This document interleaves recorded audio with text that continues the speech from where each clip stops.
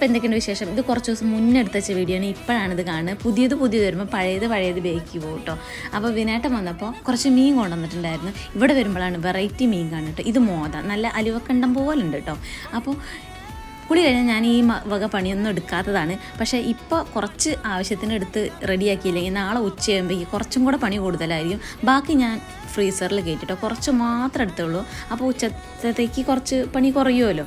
അപ്പോൾ ആദ്യം കാണാവ വറക്കാനുള്ളത് മഞ്ഞൾപ്പൊടി, മുളക് പൊടി, കുരുമുളക് പൊടി, വെളുത്തുള്ളി ഇഞ്ചി പേസ്റ്റ്, പെരിഞ്ചീരകപ്പൊടി, അതുപോലെ തന്നെ കോൺഫ്ലോറും അരിപ്പൊടിയും കുറച്ച് കാശ്മീരി ചില്ലി കളർ ഇട്ടാൻ അത് റെഡിയാക്കി മസാല വരട്ടി വെച്ചു.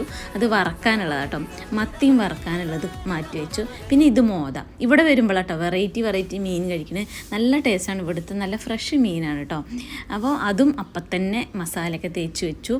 ഇനി രാത്രിക്കത്തേക്ക് പുട്ടാണ് വിനേട്ടന്. അപ്പോൾ അതും കൂടെ റെഡിയാക്കിട്ടോ. ബാക്കി ഞാൻ വീഡിയോ എടുക്കാൻ മറന്നു.